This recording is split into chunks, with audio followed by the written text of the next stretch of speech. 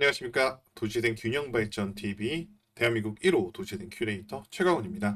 매주 수요일에는 도시재생 관련된 쇼츠 강의를 전달해드리는 날인데요. 오늘의 주제는 도시재생 뉴딜과 국제화, 다문화 관련된 이야기를 드릴 예정에 있습니다.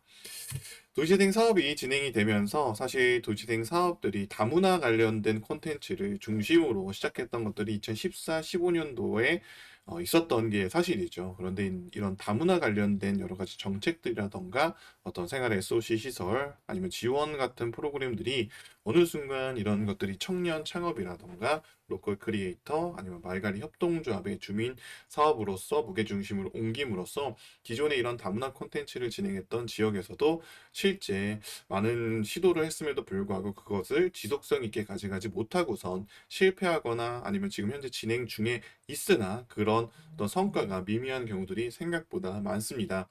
사실 제가 다문화 관련된 콘텐츠를 중요하게 생각하는 이유 중에 하나는 우리가 구도심 아니면 우리가 지금 현재 활동하고 있는 도시재생 사업 지역은 대부분 다문화인 분들과 함께 공간을 공유하는 지역들이 굉장히 많은 비율을 차지하죠. 그래서 이런 지역에 어떤 소비자군이 될 수도 있고 아니면 새로운 주체로서 지역을 발전시키고 재생시키는 중요한 역할을 하실 수 있는 분들이기 때문에 이분들과 함께 협업하고 협력해야지만이 실제 우리 구도심의 특징상 도시생 사업의 하나의 강한 원동력을 갖고선 하나의 서포터즈로서 하나의 어떤 지원군으로서 우리가 힘을 받고 갈 수 있을 거라는 좀 생각이 들어서 특히나 지역형 도시생 사업에서는 꼭 필요한 부분이라 생각이 듭니다.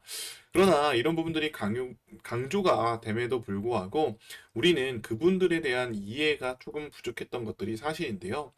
우리가 지역에서 하는 다문화 관련된 행사들만 보더라도 지금 현재 포스터들 딱 보시면 우리 한국인이 느끼기에는 뭐 어색한 것들을 사실 느낄 수가 없겠지만 다문화인 분들을 대상으로 하고 그분들이 어떤 중심의 주체가 되는 이런 다문화 관련된 여러 가지 축제들은 그 좋은 기획의 의미와는 좀 별개로 다문화인 분들이 다수가 참여하기는 힘든 구조를 가지고 있습니다. 보통 다문화 지원센터라던가 다문화 관련 중간 지원 조직에 속해 있거나 아니면 관련된 활동을 하시는 분들이 참여를 할 수 있는 것들은 좀 활짝 열려 있지만 그 외에 일반적인 다문화인 분들이 지역의 이런 프로그램에 참여하기는 쉽지 않은 구조이죠. 그 첫 번째 어떤 걸림돌이 되는 것들이 이런 포스터에서도 보여질 수가 있는데요. 포스터에 보시면 다문화인 분들이 어떤 한국어를 제대로 하시는 분들도 있겠지만 실제 조금 힘들어 하시는 분들이 생각보다 많겠죠. 특히나 읽는 것에 대해서는 더 어려움이 있으신 분들이 있으실 텐데요. 그런 부분에서 우리는 공급자 측면에서의 어떤 포스터 제작을 하지 않았나, 이것을 받아들이는 아니면 이거에 중심이 되시는 분들에 대한 어떤 이해는 거의 없지 않았나라는 좀 생각이 듭니다. 그래서 우리가 도시재생 사업을 진행하면서 특히나 구도심, 특히나 일반 근린형이나 중심 시가지형 사업들을 진행하는 지역에서는 국제화 작업이라는 것들이 굉장히 필요하다라는 생각이 들고요. 뭐 국제화 작업이라고 해서 뭐 엄청나게 어려운 것이 아니라 바로 이런 작업들입니다. 우리 지역에 살고 있는 다문화인 분들 아니면 관련된 그 다문화인 분들이 쓰시는 언어화를 시켜주는 작업들인데요. 뭐 이런 표현을 할 수 있죠. 간단하게는 이런 거죠. 아마 동남아 여행을 가보신 분들은 대부분 한 번쯤은 가보셨을 거라 좀 예상이 드는데요. 그 동남아 지역에 가보시면 주요 관광지에는 그 메뉴판이 한국어로 아니면 일본어로, 중국어로도 함께 써 있는 이유가 있죠. 그 공간을 찾는 사람들의 비율도 많고, 그러면 그분들에 대한 어떤 정보를 제대로 그들의 언어로서 제공함으로써 그들이 우리 지역에 있는 뭐 음식 소비라던가 음료 소비, 문화 소비, 경험 소비를 할 수 있는 구조로 확 끌어들이는 전략 중에 하나가 바로 이런 국제화 작업이라고 볼 수가 있는 거죠. 대한민국에 온 뭐 다문화인 분들도 그렇고 아니면 관광으로 온 관광객도 그렇고 우리 대한민국에서 특수한 몇 개의 지역을 빼놓고서는 실제적으로 굉장히 어려워하시는 부분들이 많습니다.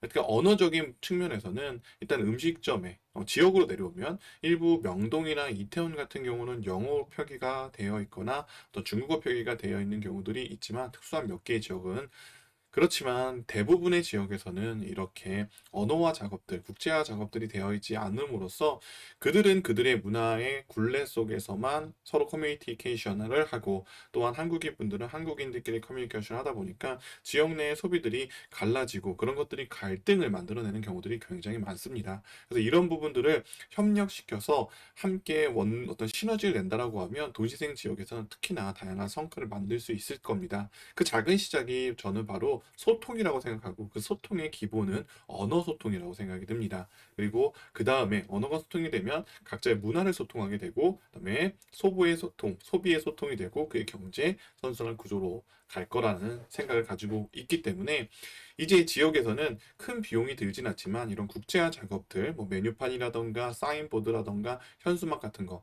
제가 최근에 이런 얘기들을 한 3, 4년 동안 강의를 하면서 일부 지역에서는 현수막을 배치하고 설치할 때도, 뭐 포스터를 만들 때도 다양한 언어로서 게시를 합니다. 이런 과정들은 어떻게 진행을 하게 되냐면, 주민분들 중에 도시생 대학을 듣고 지역에서 도시생 활동가로 역할하시는 분들, 특히나 활동가분들은 지역의 홍보나 소식지를 만드는데 역할을 하시는데요. 이런 부분에서 또 일부의 분들은 지역의 이런 국제화 작업의 중심적인 역할을 맡으셔서 진행을 하는 경우도 있습니다. 평택이 그런 대표적인 지역인데요. 평택 같은 경우는 아무래도 지역의 특징상 미군분들이 좀 많은 비율을 차지하고 있죠. 그래서 그 지역에 가보시면, 뭐 전체는 아직까지는 아니더라도 그 지역에 가보면 그 소비자분들과 그 소비자군을 대상으로 하기 때문에 다양한 언어, 특히나 영어로서의 표기는 기본적 구성을 가지고 있는 경우들이 굉장히 많으세요. 그리고 만약에 내가 언어가 부족하다 하더라도 걱정할 필요가 없는 게 이 파파고라는 시스템이 있습니다. 그래서 기존의 어떤 틀을 가지고선 우리 한국어로 입력을 하게 되면 영어로 번역을 해드리는데요.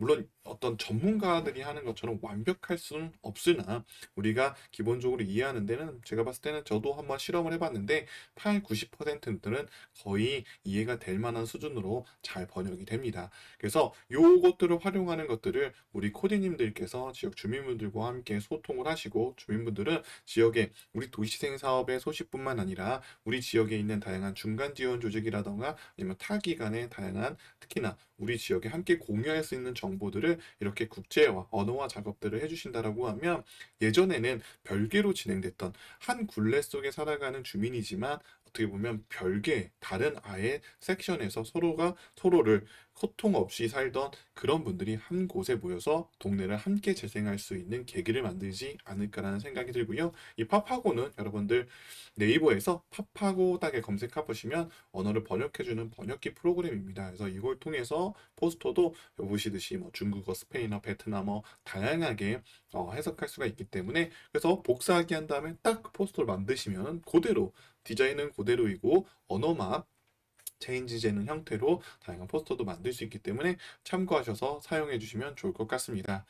이제는 이제 단일 민족 국가를 벗어난 지가 오래됐죠. 다문화 국가이고, 이 다음 단계는 이제 지역형 어떤 관광의 트렌드가, 이 코로나가 어느 정도 잠식되고 아니면 진행이 되더라도 이 과정들을 좀 넘어서 일상생활로 복귀할 때에는 아마 외국에서도 한국에 많은 분들이 찾아오게 될 것이고, 예전에는 수도권 중심 아니면 주요 관광지 중심의 어떤 관광 트렌드에서 지역 중심의 관광들이 굉장히 많이 확장되고 기회가 올 겁니다. 자, 여기서는 이런 국제 작업도 필요할 것이고, 특히나 음식적인 측면이 필요한데요. 우리 대한민국에 여행 오시는 많은 비율을 차지하는 관광객 중에 하나가 바로 동남아에서 이제 오시는 분들이 굉장히 많죠. 그분들이 어려워하시는 부분들은 어떤 부분들이 있냐면, 음식 같은 부분이 있죠. 종교적 측면 때문에 그런 것들이 있기 때문에 그런 부분들도 도시재생 사업의 어떤 하나의 우리 지역의 특징과 특성에 파악해서 그런 부분들 함께 담아 녹여낸다라고 하면 추후에 도시재생 사업이 우리 지역의 어떤 경제적 새로운 주체 구조로서 들어와서 새로운 기회를 만들어 줄 수도 있다라는 얘기 드리면서 오늘 제 강의는 마무리할 수 있도록 하겠습니다. 자, 어렵게 표현했지만 국제화라고 했지만 이제는 우리가 다문화 어떤 다민족 국가이기 때문에 다민족화 작업들이 굉장히 많이 필요하고, 이 첫 번째 시작은 언어의 소통이다라는 얘기 드리면서 마무리하도록 하겠습니다. 자, 그러면 전 변함없이 언제나 여러분들께 도시생에 대한, 그리고 어떤 소식들을 전해드리기 위해서 끊임없이 노력하도록 하겠습니다. 자, 그러면 내일 만나 뵙도록 할게요.